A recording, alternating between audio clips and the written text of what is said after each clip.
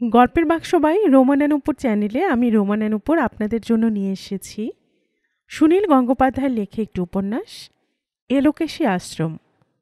আজ শুনবেন উপন্যাসটির প্রথম পর্ব। প্রত্যেকেরই একটা ছোট দিবাস্বপ্ন থাকে। ব্যাকুলের দিবাস্বপ্ন এখন একটা সাইকেলকে ঘিরে।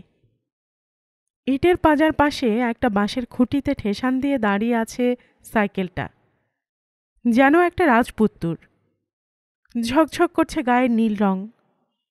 চামড়ার সিটটা অবিকল একটা ঘোড়ার মাথার মতন, সামনের দিকটা একটু উঁচু করা। এদিক ওদিক তাকিয়ে ব্যাকুল সাইকেলের হ্যান্ডেলে হাত বুলোয়। খুব ইচ্ছে করে একবার বেলটা বাজাতে, খুব খুব ইচ্ছে করে। কি রে রে রে রিং, কি মিষ্টি আওয়াজ! ব্যাকুল, ব্যাকুল, যাই বৌদি। এমনিতে সাইকেলটা ব্যাকুলের পক্ষে বড্ড উঁচু। ইটের পাঁজার উপর দাঁড়ালে কিংবা বারান্দার কাছে নিয়ে এলে সে অনায়াসে চড়তে পারে। একদিন সেরকম চড়তে গিয়েই ধপাস। জ্ঞানদা মারেনি অবশ্য। সাইকেলটা তুলে খুব যত্ন করে ধুলো ঝেড়ে আগে দাঁড় করিয়ে দিল। তারপর ব্যাকুলের হাত ধরে টেনে নিয়ে এলো ইটের পাজাটার পেছন দিকে। শোন ব্যাকলা, এখান থেকে এক লাফে পাজাটার উপর উঠতে পারবি? দেখি কেমন পারিস, লাফা। ভয়ে গলা শুকিয়ে গিয়েছিল ব্যাকুলের। তা কখনো হয়? অত উঁচু ইটের পাজার উপরে এসে এক লাফে উঠবে কি করে? তার মোটে 13 বছর বয়স। কই লাফা, বড্ড উঁচু। দেখ তবে আমি লাফাচ্ছি, তোর বয়স থেকেই আমি ওখানে উঠতে পারি, এই দেখ। জ্ঞানদা এমনিতে খুব লম্বা, ঠ্যাং দুটো যেন আরও ধ্যারেঙ্গা। লুঙ্গিটা গুটিয়ে তড়াক করে উঠে গেল উপরে। আবার লাফিয়ে নেমে এসে বলল, নে এবার তুই চেষ্টা কর। ব্যাকুল তখন পালাতে পারলে বাঁচে, কিন্তু জ্ঞানদা কিছুতেই ছাড়বে না। ব্যাকুলকে প্রায় জোর করে ঠেলে দিতে সে লাফ দিয়েছিল। অর্ধেকও পৌঁছতে পারেনি। নড়বড়ে ইটে পা পড়তেই পড়ে গিয়েছিল সামনের দিকে। দুহাতের পাঞ্জা দিয়ে আটকালেও বেশ লেগেছিল। নুনছাল উঠে গিয়েছিল একটা কনুইতে। জ্ঞানদা বলেছিল, হাঁটু শক্ত হয়নি। যেদিন এক লাফে এতটা উঠতে পারবি, তার পরদিন থেকে আমি তোকে সাইকেল শেখাবো। তার আগে যদি তুই সাইকেলে হাত দিস তাহলে তোর কি হবে বল, কি হবে? কি? একটা কানের আর্ধেকটা কুচ করে কেটে দেব, বুঝলি? যা পালা। ইটের পাঁজাটা এখানে অনেক দিন ধরে আছে। শ্যাওলা জমে কালো হয়ে গেছে ইটগুলো। ব্যাকুল মাঝে মাঝে ভাবে সে ওপর থেকে রোজ একখানা দুখানা ইট সরিয়ে ফেলবে, তাহলে ওটা নিচু হয়ে যাবে। কিন্তু জ্ঞানদার যে বুদ্ধি, ধরে ফেলবে ঠিক। গত বছর বর্ষাকালে ওখান দিয়ে সাপ বেরিয়েছিল। জ্ঞানদা এখন যদি মরে যায় তাহলে কি হবে? বৌদি তো সাইকেল চালাতে জানে না, ওই সাইকেলটার কথা আর কেউ ভাববে না। জ্ঞানদাকে ওই সাপটা তো কামড়াতে পারত। বাড়ির ভেতর থেকে আরেকবার ডাক আসতেই ব্যাকুল ছুটে ভেতরে চলে গেল। রান্নাঘরের তোলা উনুনের সামনে হাঁটু গেড়ে বসে আছে সুনেত্রা। আগুনের আঁচে তার মুখে যেন তেল আর হলুদ মাখানো চকচকে ভাব। আঁচলটা কোমরে জড়ানো, তবু কোমরের অনেকটা দেখা যায়। ব্যাকুল আর কারোকে কখনো হাঁটু গেড়ে বসে রান্না করতে দেখেনি। আর সবাই একটা ছোট পিঁড়ে পেতে ল্যাটকা মেরে বসে। বৌদের সবকিছুই যেন আলাদা। বৌদির মাথার চুল ব্যাটা ছেলেদের মতন ছোট ছোট। বৌদির হাতে শাঁখা নেই। এমনকি ব্যাকুল একদিন দেখেছে যে বৌদি সিগারেট খায়। জ্ঞানদার কাছ থেকে জ্বলন্ত সিগারেট নিয়ে বৌদি ফুকফুক করে কয়েকটা টান দিয়ে আবার ফেরত দিল। কি বৌদি? মুখ না ফিরিয়ে সুনেত্রা বলল, বিষ্ণু ভাণ্ডারে গুঁড়ো হলুদ পাওয়া যায়? যা দেখ তো, আর তেলে শিশিটা নিয়ে যা, সর্ষের তেল আনতে হবে। যদি গুঁড়ো হলুদ না পাই?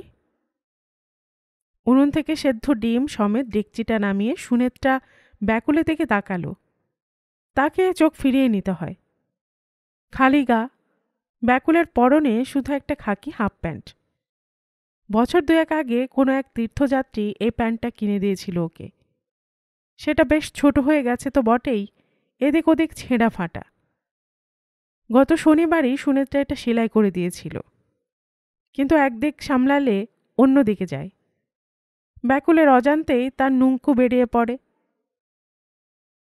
আবার তুই এই পেন্টুলটা পড়েছিস?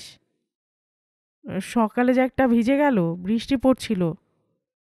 বৃষ্টি পড়ছিল না তুই নদীতে নেমেছিলি? না, নামিনি, সত্যি বলছি। সুনেত্রা এ মাসেই ব্যাকুলকে এক জোড়া হাফ প্যান্ট কিনে দিয়েছে, কিন্তু এ ছেলে যখন তখন নদীতে নামে। গ্রীষ্মকালের নদী, মাঝখানেও হাঁটু জল। ছোটদের হুটোপুটি করার পক্ষে একেবারে আদর্শ। পাশের ঘরের এ দেয়াল থেকে ও দেয়াল পর্যন্ত টাঙানো দড়িতে ঝুলছে সুনেত্রা আর তার স্বামীর যাবতীয় পোশাক। সেখানে এসে সুনেত্রা বেছে বেছে জ্ঞানের একটা ফুল প্যান্ট টেনে নামালো। এটার ঝুল জ্ঞানের খুব ছোট হয়, কিন্তু জ্ঞানের যতই ছোট হোক, ব্যাকুলের সাইজের প্রায় দ্বিগুণ। তবু সুনেত্রা সে প্যান্টটা নিয়ে ব্যাকুলের কোমরের মাপ মিলিয়ে দেখল। ঠিক দর্জিদের মতো ব্যাকুলের সামনে হাঁটু গেড়ে বসেছে সুনেত্রা। নদীর ধারে সদ্য জল সরে যাওয়া বালির মতন মসৃণ সুনেত্রার ঘাড়। তুই একটু বাইরে বস, আমি এই প্যান্টটা এক্ষুনি ঠিকঠাক করে দিচ্ছি। তারপর এটা পরে জিনিসগুলো আনতে যাবি। বৌদি, আজ আমি তোমাদের এখানে খাবো? হ্যাঁ, খাবি। ডিমের ঝোল। আমায় একটা আস্ত ডিম দেবে? যা, বাইরে গিয়ে বস। বারান্দায় বসে ব্যাকুল উত্তেজনায় হাঁটু দোলাতে লাগলো খুব জোরে। একটা আস্ত ডিম খাবার সম্ভাবনার জন্যই নয়, সে আজ ফুল প্যান্ট পরবে, তার জীবনে প্রথম। তার মানে তো বড় হয়ে যাওয়া। তাহলে তো আর সাইকেল চালাতে কোনো বাধা রইল না। এবার সে একলা ফেটের পাঁজাতে উঠতে পারবে। এই সাইকেল নিয়ে সে চলে যাবে অনেক অনেক দূর। সাইকেল চালাতে পারলে আর কোনো ভাবনা আছে? যা খুশি করা যায়। জ্ঞানদা একবার দারুণ জোরসে সাইকেল চালিয়ে পুলিশকে পর্যন্ত ফাঁকি দিয়েছিল। পুলিশের জিপ ধান খেতে নামবার আগেই জ্ঞানদা আলের উপর দিয়ে সাইকেল নিয়ে পা। আবার পুলিশ কোনোদিন তাড়া করবে না জ্ঞানদাকে। সেবার পুলিশ ঠাঁই ঠাঁই করে গুলি ছুড়বে, আর জ্ঞানদা হুমড়ি খেয়ে পড়ে যাবে মাটিতে। জ্ঞানদা এখন মরে গেলে যে কি ভালোই হয়।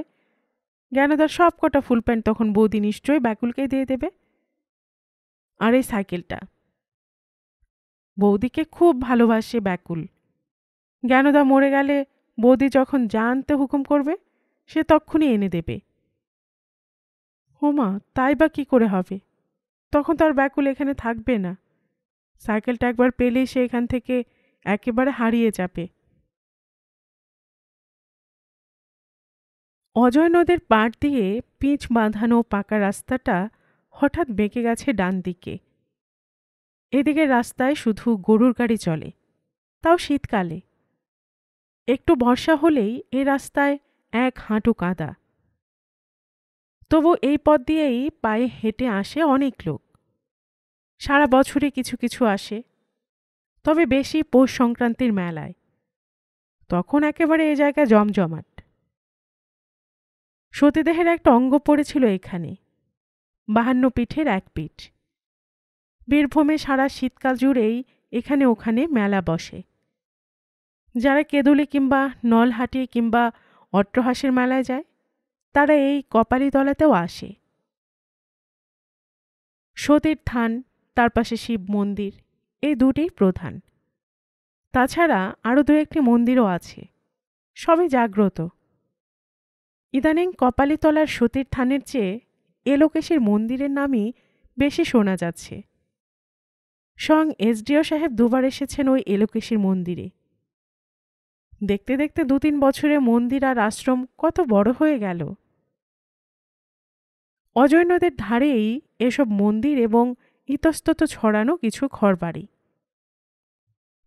বড় পাকুড় গাছটার তলায় বিষ্ণু ভাণ্ডারী এখানকার একমাত্র স্থায়ী মুদিকাম স্টেশনারি স্টোর্স। তার পাশে আরেকটা চায়ের দোকান।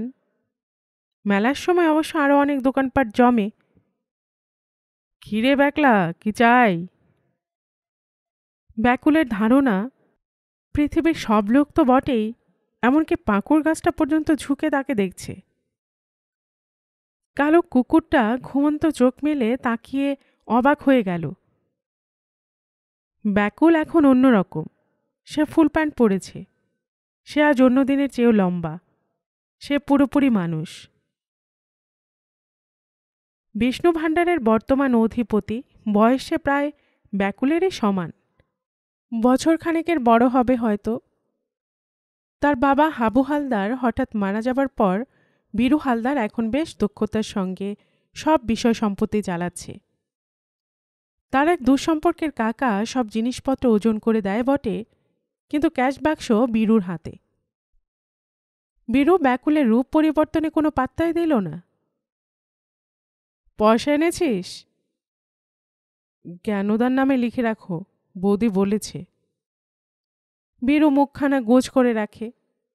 তার পেছনের দেওয়ালে লেখা আছে, আজ নগদ কাল ধার, একবার দিলে ধার, এ পথে চলে না আর।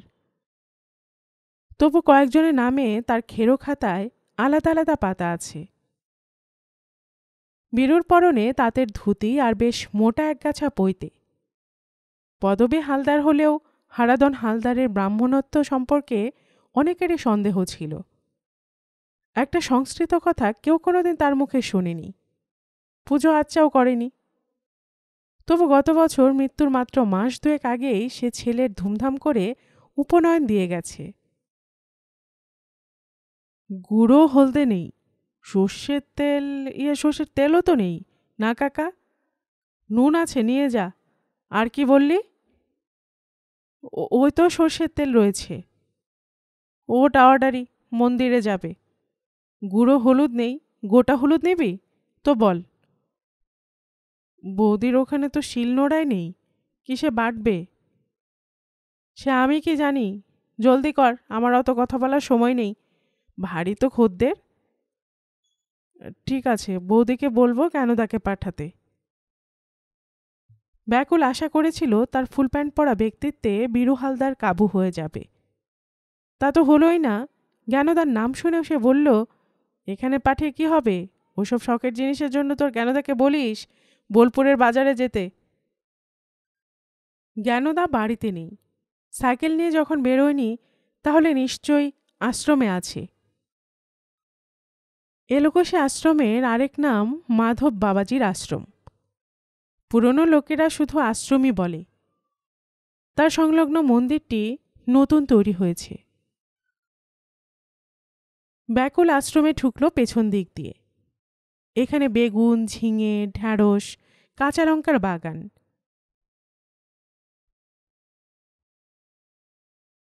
তরঙ্গ, নেমে আয়, শিগগির নেমে আয়।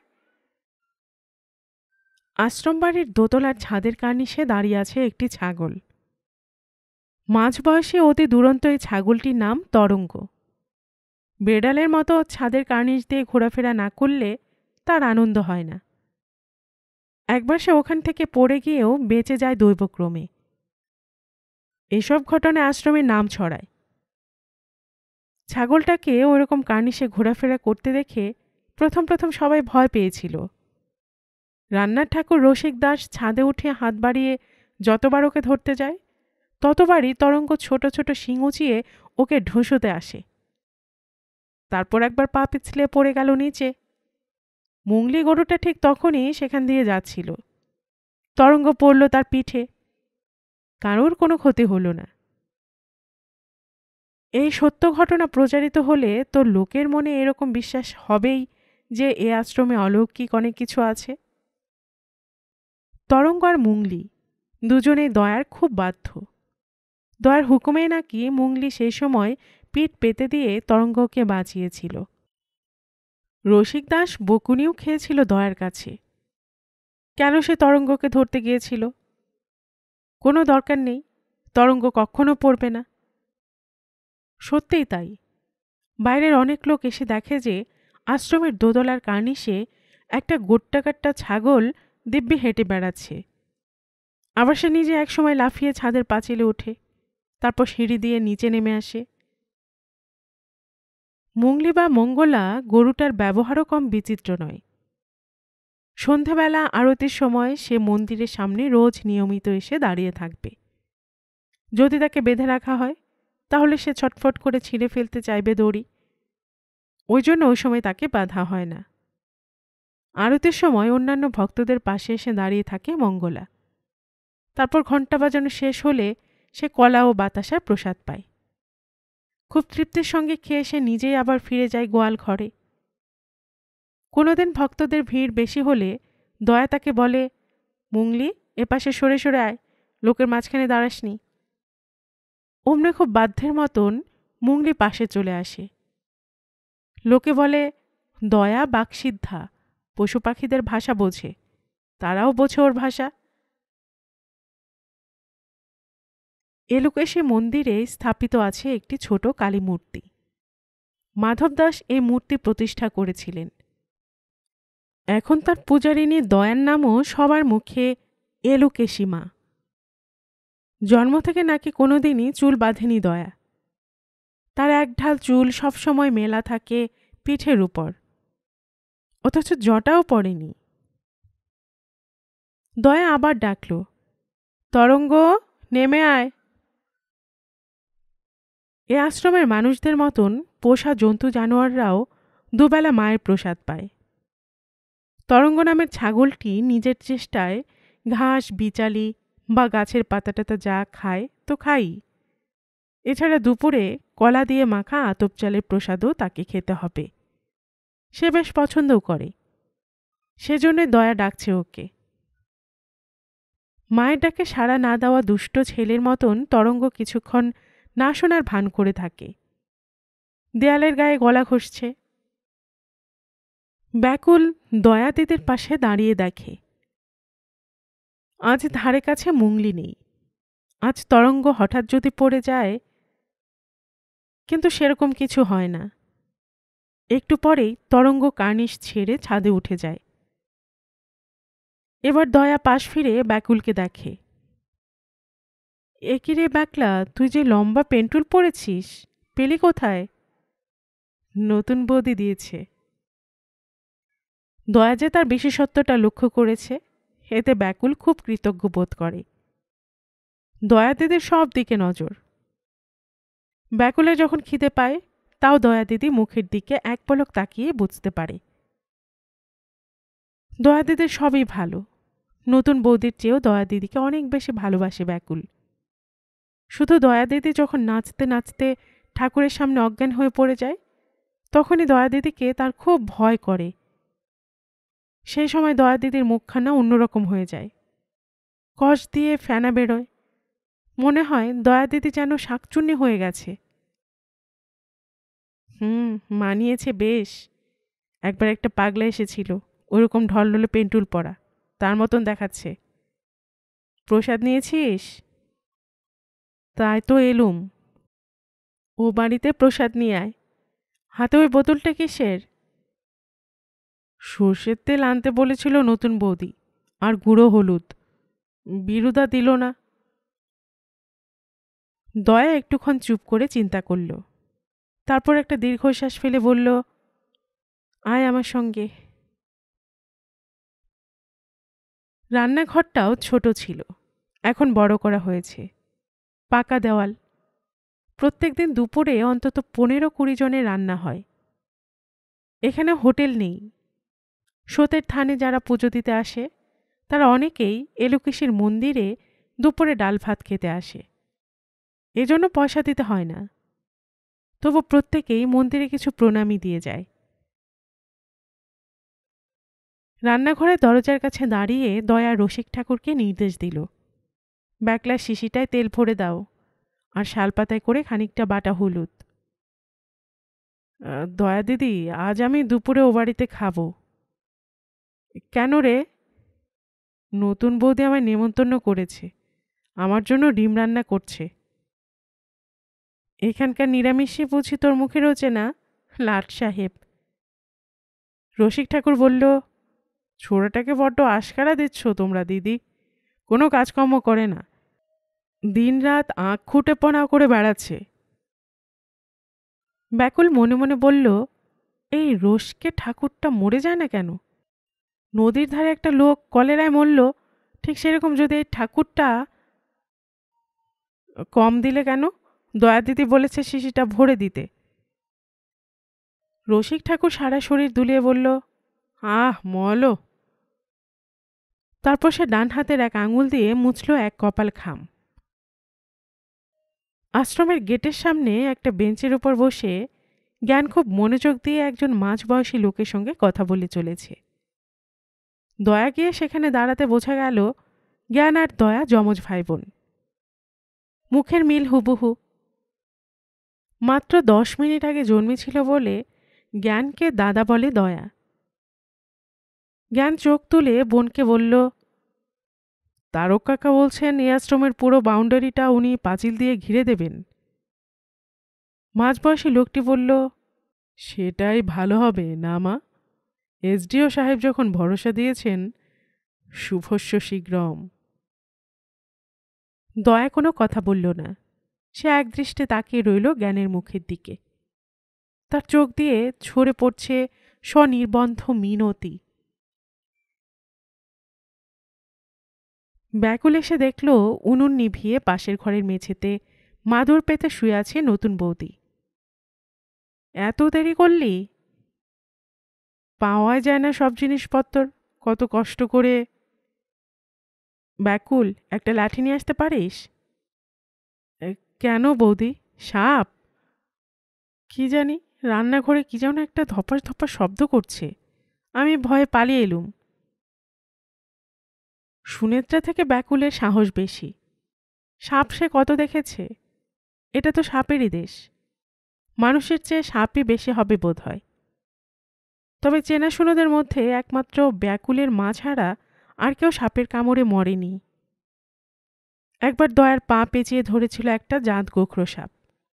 দয়া তাকে আদেশ করেছিল, ও কি অমন করে না, পা ছেড়ে দাও, কেউ তোমায় মারবে না, কোনো ভয় নেই, পা ছেড়ে দাও।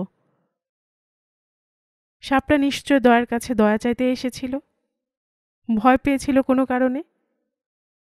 দয়ার হুকুম শুনে সে পা ছেড়ে দিয়ে ফণা নিচু করে অতি বিনীত ভঙ্গিতে মিশিয়ে দেয় মাটির সঙ্গে। দয়া মারতে দেয়নি সাপটাকে। সে বলেছিল, কোনো ভয় নেই, এসো আমার সঙ্গে। তারপর দয়া আশ্রম ছেড়ে বাইরে বেরুল। সাপটাও সুরসুর করে যেতে লাগলো তার পেছন পেছন। সতের থানের পেছন দিকে যে জঙ্গলটা আছে, সে পর্যন্ত সাপটাকে পৌঁছে দিয়ে এসেছিল দয়া।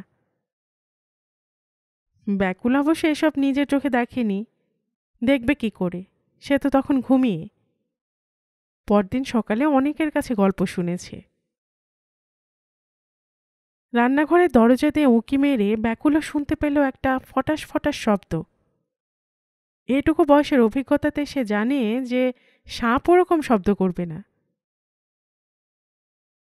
আর একটু ভেতরে গিয়ে সে হেসে উঠে বলল, হো হো হো, বৌদি তুমি এতেই ভয় পেয়ে গেলে, দেখবে এসো, দেখবে এসো। সন্তর্পণে পা টিপে টিপে এসে সুনেত্রা উনুনের পেছন দিকটা দেখে। তবু ভয়ে ভয়ে জিজ্ঞেস করল, ওটা কি? ওটা তো নারিকেলি পোকা, তুমি দেখোনি কখনো? নারিকেলি পোকা? অত বড় পোকা, কামড়ায় না? আরশোলারই আকৃতির, কিন্তু আরশোলার চেয়ে 5-6 গুণ বড় একটা শক্তপোক্ত পোকা চিত হয়ে আছে। সাধারণত রাত্রির দিকে এইসব পোকা আসে। কচ্ছপের মতন এই পোকাগুলো চিত হয়ে গেলে সহজে আর উপর হতে পারে না। উল্টাবার জন্য লাফায়, তবু আবার চিত হয়ে পড়ে, সেজন্য ওরকম শব্দ।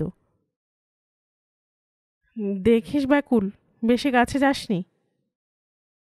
ব্যাকুল খালি পায়ে এক লাথি মারল পোকাটাকে। তারপর শট মারতে মারতে সেটাকে নিয়ে গেল বাইরে। পোকাটার তাতে উপকারী হলো, কারণ এরই মধ্যে একবার উপর হতে পেরে সে ফরফর করে উড়ে গিয়ে বসল ঘরের চালে। ব্যাকুল একটু ভুরু কুঁচকে রইল। কাজটা ঠিক শেষ হলো না। পোকাটাকে মেরে ফেলতে পারলে ভালো হতো। যদি ঘরের চাল ফুটো করে আবার ঘরের মধ্যে পড়ে, আবার বৌদি ভয় পাবে। এটা যেন ঠিক বাড়ি নয়, বাড়ির ছলনা। জ্ঞানের সঙ্গে একদিন এলোকেশের মন্দিরে বেড়াতে এসেই সুনেত্রা ঠিক করেছিল সে মন্দিরে বা আশ্রমে থাকবে না, সে আলাদা বাড়িতে সংসার পাততে চায়। কিন্তু আলাদা বাড়ি বানাবার সামর্থ্য কোথায় জ্ঞানের? বাধ্য হয়ে সে এই জায়গাটা বেছে নিয়েছে। বহুকাল আগে কোনো পুণ্যলোভী ব্যক্তি এখানে তীর্থযাত্রীদের জন্য একটা ধর্মশালা বানিয়ে দিতে চেয়েছিল। 4 দেওয়ালের গাঁথুনি উঠতে না উঠতেই লোকটি মারা যায়। তারপর তার বংশধররা কেউ এ ব্যাপারে কোনো উৎসাহ দেখায়নি। পরিবারের মতন হয়েছিল জায়গাটা। ছাদ ঢালাই হয়নি বলে কেউ আশ্রয় নেয়নি। সাপখোপের আখড়া হিসেবে মানানসই। এই বেওয়ারিশ জায়গাটাই সাফসুতরো করে নিয়ে কানু ঘরামিকে ডেকে এবং নিজেও হাত লাগিয়ে জ্ঞান এই বাড়িটি বানিয়েছে। ওপরে পাতলা খড়ের ছাউনি। জোর বর্ষার সময় কি হবে বলা যায় না। এই তো মাত্র 10-12 দিনের সংসার। সুনেত্রার অবশ্য এই বাড়িতে থাকতে কোনো আপত্তি হয়নি। এটা চড়ুই পাখির বাসা নয়, বাবুয়ের বাসা। তার স্বামী অন্যের আশ্রয় নেয়নি, নিজে তার জন্য বাড়ি তৈরি করে দিয়েছে। যা ব্যাকুল, পা ধুয়ে আয়, ওসব পোকায় বৃষ্টিস থাকতে পারে। এই জন্য নতুন বৌদিকে এত ভালো লাগে ব্যাকুলের। সে এমন অনেক কিছু জানে যা বৌদি জানে না। সে বৌদিকে সেই সব শেখাতে পারে। নারকেলে পোকায় নাকি আবার বিষ থাকে। সে কতবার ওরকম পোকাকে শট মেরেছে, কেউ তাকে পা ধুতে বলেনি। বৌদি শহরের মেয়ে। ব্যাকুল কখনো শহর দেখেনি। কপালে তলার মেলা ছাড়া সে আর কিছুই দেখেনি। তবে এবার সে যাবে, এই জায়গা ছেড়ে অনেক দূরে। তোর জ্ঞানদাকে দেখলি? দেখলুম তো, আশ্রমে বসে প্রসাদ খাচ্ছে। দয়া দিদিকে বলল, বেশ হয়েছে তো, আরেকটু দে, আরেকটু দে। ব্যাকুল খুব ভালোভাবে জানে কোন কথা বলে জ্ঞানদার উপরে বৌদিকে রাগিয়ে দেওয়া যায়। আশ্রম থেকে রোজ এ বাড়িতে প্রসাদ আসে, কিন্তু বৌদি কোনোদিন সে প্রসাদ খায় না। কেন যে ঠাকুরের প্রসাদ বৌদির এত অপছন্দ তা সে বুঝতে পারে না।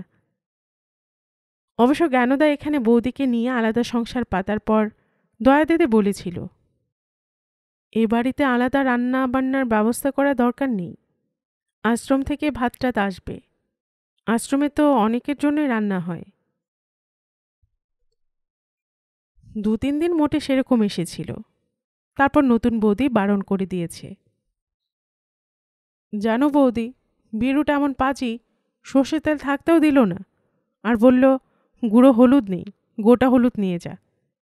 জ্ঞানদাকে বলে একদিন এমন প্যাদানি খাওয়াবো ওকে। এসব কোথা থেকে এনেছিস তাহলে? আশ্রম থেকে, দয়া দিদি দিল। আমি চাইনি, নিজে থেকে দিল। ব্যাকুল প্রতীক্ষা করতে লাগলো নতুন বৌদি এবার বলবে এগুলো ফেরত দিয়ে আসতে। তাহলে বেশ মজা হবে। ফেরত দিতে গেলে দয়া দিদি রেগে যাবে, তখন বেশ দয়া দিদির সঙ্গে নতুন বৌদির ঝগড়া হবে। সুনেত্রা অবশ্য সে কথা বলল না। আবার উনুন ধরিয়ে ভাত চাপিয়ে দিল। তার মুখের ওপর দিয়ে ভেসে যাচ্ছে হালকা হালকা মেঘ। বৌদি, জানো তো, আজ শিয়াল ভোগ হবে। শিয়াল ভোগ? সে আবার কি রে? আজ সতী থানের ভোগ নিয়ে সন্ধেবেলা ঠাকুরমশাই আয় আয় আয় বলে বার কতক ডাকবে। অমনি পেছনে জঙ্গল থেকে একটা শিয়াল এসে সে ভাগ খেয়ে যাবে। আজ অমাবস্যা তো। সত্যি শিয়াল আসে? না কুকুর টুকুর? আমি নিজের চোখে দেখেছি। কত লোক দেখেছে। সত্যিকারের শিয়াল, এই মোটা ল্যাজ, কারোকে ভয় পায় না। শিয়ালকে ভোগ খায় কী লাভ? হো মা, ওই শিয়ালটা তো 200-300 বছর ধরে আসছে ভোগ খেতে, শুধু অমাবস্যা সন্ধ্যেতে। অন্যদিন ডাকও আসবে না। অমাবস্যার দিনে পায়েস ভোগ হয় কি না? বুঝলুম। এখানে এসে শুনেছি ছাগল প্রসাদ খায়, গরুতে খায়, আর কে কে খায়? তুই গেলে সতীর থানের প্রসাদ তোকে দেবে? হ্যাঁ দেয়, গেলে বাতাসা দেয়। পায়েস ভোগ দেবে না নিশ্চয়ই, সেটা শুধু শেয়ালের জন্য। হাসছিস কেন রে? বৌদি, তোমার ছেলে হবে না, তুমি সতী থানের সিঁদুর এনে মাথায় লাগাওনি। এই চুপ কর, ওইসব পাকামির কথা আমার সামনে কখনো বলবি না। ঠাকুরমশাই কি বলছিলেন জানো? একদিন আমায় জিজ্ঞাসা করলেন, তোর নতুন বৌদি কি খ্রিস্টান? খোঁজ নিস তো, নইলে মাথার চুল ওরকম ছেলেদের মতন ছাটা কেন?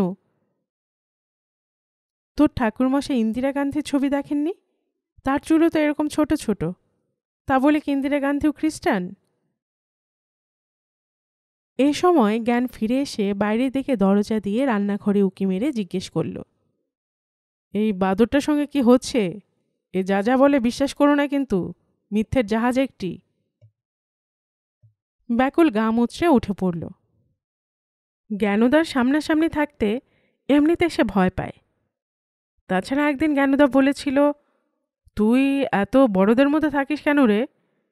আমি আর বৌদি যখন কথা বলবো তখন তুই কেটে পড়বি।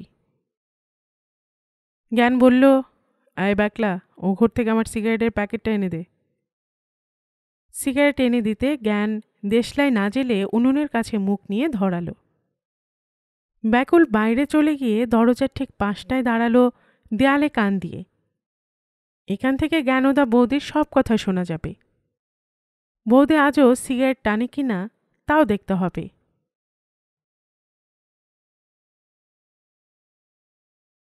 বড় পেতলের থালায় সাদা ধপধপে ভাত বেড়ে দেওয়া হয়েছে। পাশে 4টে বাটিতে ডাল, 2 রকম তরকারি এবং পায়েস, এসবই স্পেশাল রান্না। এছাড়া একটা রেকাবিতে দই ও মিষ্টি। রান্নাঘরের সামনের বারান্দা পরিষ্কার করে ধুয়ে মুছে পাতা হয়েছে ঝালর লাগানো পাড়ের আসন। তারক দাস বলল, এ কি এত খাবার আমার জন্য? না না, আমি অত খাই না, আমি পেট রোগা মানুষ। দয়া বিনীতভাবে বলল, বেশি তো নয়, খুবই সামান্য, এই সময় বিশেষ কিছু তো পাওয়া যায় না। তারক দাস তখন আসনের উপর দাঁড়িয়ে থেকে বলল, তরকারিতে লঙ্কা টঙ্কা দেয়নি তো? আমার আবার একটু ঝাল মুখে ঠেকলেই সমস্ত পেট জ্বালা করে। রসিক দাসের একটু ঝালের হাতি বটে, রান্নায় বেশি ঝাল ঠুসে দিলে আর কোনো স্বাদের মাথামুন্ডু থাকে না। দয়ার মুখখানা বিবর্ণ হয়ে গেল। তাহলে উনি খাবেন কি করে? চট করে কয়েকটা আলু ভেজে দিতে বলবো? আলু? আমি আলু একদম খাই না, ডায়াবেটিস। ভাত খাওয়াও ডাক্তারের বারণ, নেহাত রুটি আমার মুখে রোচে না। আরও দই আছে, যদি দই দিয়ে ভাত মেখে খান। তুমি চিন্তা করো না মা, ওই যা আছে তাতেই হয়ে যাবে, আমার তো এখন শালিক পক্ষীর আহার। বয়স হবে 50-55 মধ্যে, লম্বা পাতলা চেহারা, মাথার চুল কাঁচা পাকা, ধুতির ওপর গরদের শার্ট। এর আগে যে কয়েকবার এসেছে তারক দাস ওই একই শার্ট পরে এসেছে। হঠাৎ ধূমকেতুর মতন উদয়। মাস 2 আগে এই তারক দাসের অস্তিত্ব সম্পর্কে কোনো ধারণে ছিল না এখানকার কারোর। প্রথম দিনই গেট ঠেলে প্রবল আত্মবিশ্বাসের সঙ্গে ঢুকেছিল তারক দাস, যেন সে এখানকার অধিপতি। মাধব দাস মারা গেছেন 4 বছর আগে। এই এলোকেশীর মন্দির, আশ্রম সবই তার হাতে গড়া।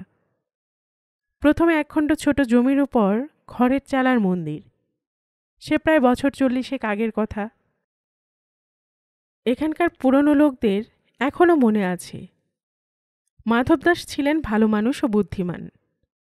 কারোর সঙ্গে কোনোদিন ঝগড়াঝাটি করেননি, কিন্তু কেউ তাকে ঠকাতে পারেনি কখনো। বরং মাধব দাসই ধীরে ধীরে সরকারি খাস জমি দখল করে আশ্রমের সীমানা বাড়িয়েছেন। মৃত্যুকালে মাধব দাস দয়ার হাত চেপে ধরে বলে গিয়েছিলেন, মা, এসবই তোর রইল, দেখিস যেন কোনোদিন মায়ের পুজো বন্ধ না হয়।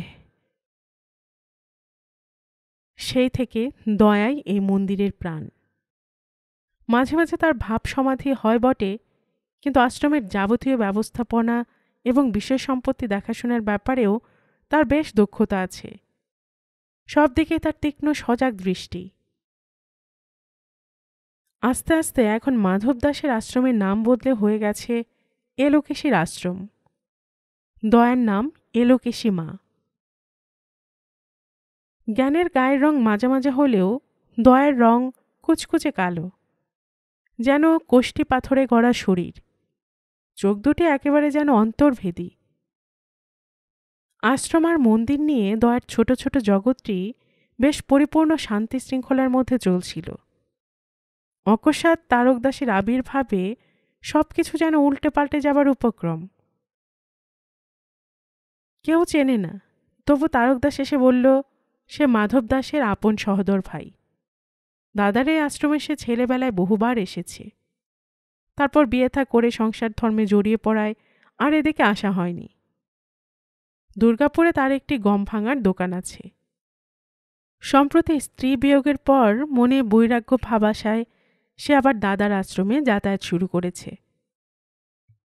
এখনো পর্যন্ত মুখে কিছু না বললেও তার ভাবভঙ্গি দেখে স্পষ্ট বোঝা যায় যে তারকদাস মনে করে দাদার অবর্তমানে এই আশ্রমের সবকিছুর মালিকানা তারই। দয়ার কাছে কোনো দলিল বা লিখিত কাগজপত্র তো কিছু নেই। তারকদাসকে প্রথম থেকেই অবহেলা করা যায়নি।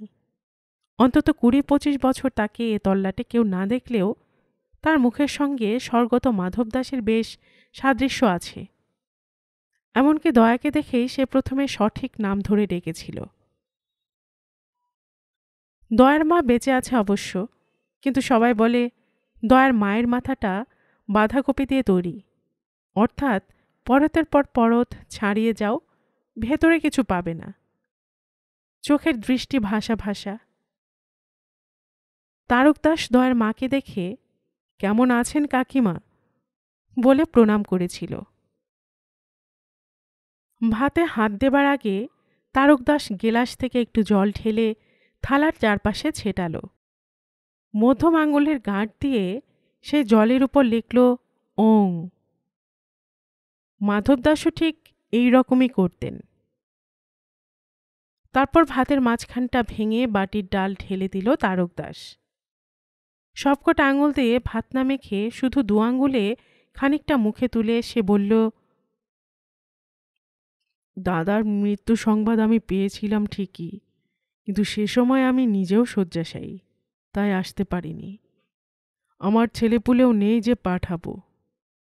তোমরা জানো বোধ হয় আমাদের আরেকটি ভাই আছে, তার নাম মোহন দাস, কিন্তু সে একটি অকাল কুষ্মাণ্ড, আমাদের সঙ্গে কোনো সম্পর্ক রাখে না।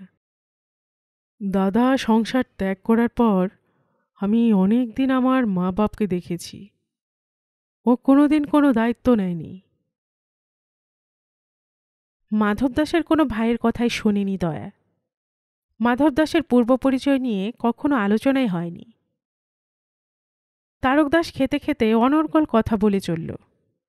এই একটা ব্যাপারে অন্তত মাধব দাসের সঙ্গে তার খুবই তফাৎ। প্রাচীনকালের খাঁটি ব্রাহ্মণের মতন মাধব দাস খেতে বসে একটি শব্দ উচ্চারণ করতেন না। কোনোদিন কোনো কারণে হঠাৎ কথা বলে ফেললে তৎক্ষণাৎ খাওয়া বন্ধ করে পাত্র ত্যাগ করতেন। দয়ামা, তোমার বাবার কথা মনে আছে? আসলে কিছুই প্রায় মনে নেই, তবু দয়া ক্ষীণভাবে বলল, হ্যাঁ, আমার পরিষ্কার মনে আছে। আমরা বিনোদ কাকা বলতুম। বড় খেয়ালি মানুষ ছিলেন। মনটা দরাজ ছিল খুব। পয়সা খরচ করতে কখনো মায়া করেননি। বিষয় সম্পত্তি বেচে দিয়ে দয়া যেন একজন অচেনা মানুষ সম্পর্কে গল্প শুনছে। বাবা সম্পর্কে তার কোনো স্মৃতি নেই। একদিন কথায় কথায় হারু হালদারকে মাধব দাস বলেছিলেন, খবরদার, বিনোদের নাম আমার সামনে আর কেউ কোনোদিন উচ্চারণ করবে না। বিনোদ কাকা দাদার প্রায় সমান বয়সী, তবু সম্পর্কে আমাদের কাকা হতেন। মন্দির প্রতিষ্ঠার সময় দাদাকে সাহায্য করেছিলেন খুব। পুকুর কাটার সময় নিজে কোদাল ধরেছিলেন, আমার এখনো মনে আছে। তারপর বিয়ের পর দাদার সঙ্গে মনোমালিন্য হলো।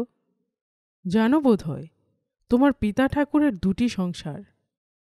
তোমাদের এক সৎমা আছেন বাঁকুড়ায়, সম্ভবত তিনি এখনো বেঁচে আছেন। এসব কিছুই জানে না দয়া, তার শুনতেও ইচ্ছে করছে না। এ লোকটি এসব পুরনো কথা তুলছে কেন? আপনি আর একটু ভাত নেবেন? দাও 2টি খানিক। শালিকের আহার বলে আরম্ভ করলেও তারকদাস এর মধ্যেই ঝাল তরকারি সমেত সব কিছু খেয়ে নিয়েছে দিব্যি চেটে পুটে। দয়া ভাত ঢালতে লাগলো তো ঢালতেই লাগলো। তারপর তারকদাসের না বলা নেই। বিনোদ কাকা পরে আর কোনোদিন আসেননি এখানে? না। কেউ কেউ বলে তিনি 2 সংসারই ফেলে হিমালয়ে চলে গেছেন। আবার কেউ কেউ বলে তিনি বোম্বাই গিয়ে আরেকটি বিবাহ করে চাকরি বাকরি করছিলেন। দয়ার কান্না পেয়ে যাচ্ছে। কি করে সে তার বাবার প্রসঙ্গ থামাবে তা বুঝতে পারছে না কিছুতেই। দয়া এটুকু জানে যে তার বাবা একসময় নিজের স্ত্রী আর 2টি যমজ সন্তানকে এই আশ্রমে ফেলে রেখে চম্পট দিয়েছিলেন, আর কোনোদিন ফিরে আসেননি। তোমার যখন সবে 8 বছর বয়স মা, সে সময় তোমার প্রথম ভর হয়। আমি ছিলুম তখন এখানে। রাত্রির বেলা ঘুমের মধ্যে বিছানা ছেড়ে উঠে গিয়ে চুপিসারে তুমি চলে গিয়েছিলে শ্মশানে, কেউ জানতে পারেনি। সবাই মিলে খোঁজ খোঁজ খোঁজ। আর একটু ডাল দাও তো মা। এ সময়ে একটি ব্যাঘাত ঘটল। হাড়ের মতন মস্ত কালো মাথাটা নিয়ে ভাড়ার ঘরে জানলা থেকে লাফিয়ে নামল হুলো বিড়ালটা। অত্যন্ত গম্ভীর স্বরে ডাকতে লাগলো, কাও কাও। তারকদাস চমকে উঠে বলল, ওরে বাপরে, এটা কি বেড়াল না বাঘের বাচ্চা? দয়া তাড়া দিয়ে বলল, যা যা। আশ্রমের এই একটি পোষ্য প্রাণী একমাত্র দয়ার আদেশ শোনে না। দয়াকে সম্পূর্ণ অগ্রাহ্য করে হুলোটা এই অচেনা লোকটির দিকে কুটিল চোখে তাকিয়ে রইল একদৃষ্টে। বেড়ালে নজর দিলে খাবার হজম হয় না, এটাকে তাড়াও। দয়া মাটি চাপড়ে বলল, যা যা। হুলো আরো গম্ভীর স্বরে বলল, গাও। এবার দয়া সাহায্য নেবার জন্য ডাকল, ঠাকুর মশাই, ও ঠাকুর মশাই, একটা লাঠি টাঠি নিয়ে আসুন তো। রসিক ঠাকুরের সঙ্গে রান্নাঘরে প্রত্যেক দিনই এই হুলো মহারাজের একটা করে ছোটোখাটো যুদ্ধ লাগে। সেজন্য মজুদ থাকে একটা লাঠি। নিরামিষ রান্না, তবু গিয়ে এ উপদ্রব করবেই। এ হুলো তেমন হুলো নয় যে সামান্য একটা লাঠি দেখালেই ভয় পাবে কিংবা পালাবার সহজ রাস্তাটাই বেছে নেবে। রসিক ঠাকুর লাঠি নিয়ে এলেও একেবারে খুব কাছে না আসা পর্যন্ত হুলোটি ভ্রুক্ষেপ না করে একই জায়গায় বসে থাকে। তারপর হঠাৎ লাফ দিয়ে সে আশ্রয় নেয় তারকদাসের পেছনে। তারকদাস আঁতকে উঠে দাঁড়াতেই পায়ের ধাক্কা লেগে জলের গেলাসটা উল্টে পড়ে গেল ভাতের থালায়। বিতে কিচ্ছিরে অবস্থা, খাওয়াটাও সব ভণ্ডুল। দয়া খুবই কুণ্ঠিত হয়ে পড়ল, যেন সবটাই তার দোষ। অনেক চেষ্টা করেও সে হুলোটাকে বাগে আনতে পারেনি। সবচেয়ে অসহ্য ব্যাপার হচ্ছে, এত সব কাণ্ডের পরও হুলোটা খুব কাছেই বেগুন ক্ষেতের মধ্যে খুব তাচ্ছিল্যের সঙ্গে হাঁটতে থাকে। খুব আস্তে এখন যেন তার ক্যাও ক্যাও ডাকের মধ্যে ফুটে ওঠে বিদ্রূপের স্বর। বহু অনুরোধ করেও তারকদাসকে আর খেতে বসানো গেল না। দই মিষ্টির রেকাবিটা নষ্ট হয়নি, সেটা তাড়াতাড়ি সরিয়ে রাখল দয়া। হাত মুখ ধোয়ার পর তারকদাসকে বিশ্রামের জন্য আনা হলো দোতলার একটি ঘরে। গরমের জন্য বিছানার উপর শীতলপাটি পাতা হয়েছে, এছাড়া হাত পাখা। এই ঘরটিতে জ্ঞান থাকত। ছোটবেলা থেকেই জ্ঞান স্বভাব চরিত্রে তার যমজ বোনের সম্পূর্ণ বিপরীত। দয়ার মধ্যে দেখা গিয়েছিল দিব্য ভাব। সে ঘন্টার পর ঘন্টা ইচ্ছে করে বসে থাকত কালীমূর্তির সামনে, আর জ্ঞানের দুরন্তপনার শেষ ছিল না। মাধব দাস তাকে ভর্তি করে দিয়েছিলেন পাশের গ্রামের প্রাইমারি স্কুলে। সেখান থেকে পাশ করার পর সে প্রতিদিন নানুর পর্যন্ত হেঁটে গিয়ে তারপর বাসে উঠে যেত বোলপুর হাই স্কুলে, তারপর কলেজ। ক্রমে ক্রমে কপালীতলার বাইরে যে জগৎ, তার প্রতি জ্ঞান বেশি আকৃষ্ট হয়ে পড়ে। সেই শৈশব থেকেই মন্দির আশ্রমে থেকেও জ্ঞানের ভক্তিভাব নেই। ইদানিং তো সে ঠাকুর দেবতাও মানে না। বিছানায় উঠে বসে তারকদাস বললেন, বেশ বড় এক ঘটি জল নিয়ে এসো, আমার ঘন ঘন তেষ্টা পায়। দয়া বলল, দই মিষ্টি খেলেন না, এখন খাবেন? থাক না, ও বেলা না হয় হবে, তুমি শুধু জল নিয়ে এসো। এ ঘরে কুজো আর গেলাস রাখা হয়েছে। দয়া এক গেলাস জল গড়িয়ে আনল। তারকদাস তৃপ্তির সঙ্গে সব জলটুকু শেষ করে গেলাসটা হাতেই ধরে রইল এবং দয়ার চোখের দিকে সরাসরি চোখ ফেলে জিজ্ঞেস করল, ডেলি কত প্রণামী পড়ে? একটু চমকে উঠে দয়া বলল, আ কি বললেন? কত প্রণামী পড়ে? ঠিক নেই, কোনোদিন 5 টাকা, কোনোদিন 7 টাকা। আর শনি মঙ্গলবার 20-25। আর শিবরাত্রির দিন আর পৌষ সংক্রান্তিতে? 2টো গরু আছে, দুধ তো ভালোই পাও, তরকারি পাতিও আছে। জমি ক বিঘে হবে? বিঘে 5, 7, তার বেশি।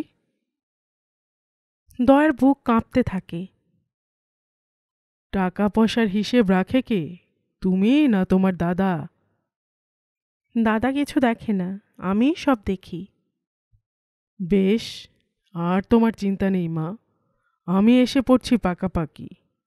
আমি তোমার কাজ হালকা করে দেব, তুমি পুজো আচ্চা নিয়ে থাকবে।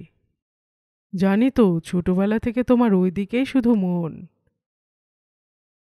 পরস্পরের দৃষ্টি স্থির নিবদ্ধ, যেন যে আগে চোখ নামাবে সেই হেরে যাবে। দয়া আস্তে আস্তে বলল, আপনি শুয়ে পড়ুন, আমি আপনাকে হাওয়া করছি। তারকদাস শশব্যস্তে বলল, না না, তুমি হাওয়া করবে কেন? কিছু দরকার নেই, এমন কিছু গরম নয়। তোমার খাওয়া হয়নি। আমি পরে খাবো। না না, তুমি খেয়ে এসো আগে, তারপর তোমার সঙ্গে আরো অনেক কথা আছে। দয়া যাবার জন্য পেছন ফিরলেও তার দিকে একদৃষ্টে চেয়ে থাকে তারকদাস। তার 2 নিতম্বের মাঝখানের খাজে শাড়িটা একটু ঢুকে গেছে, সেখানে তারকদাসের চোখ আটকে যায়।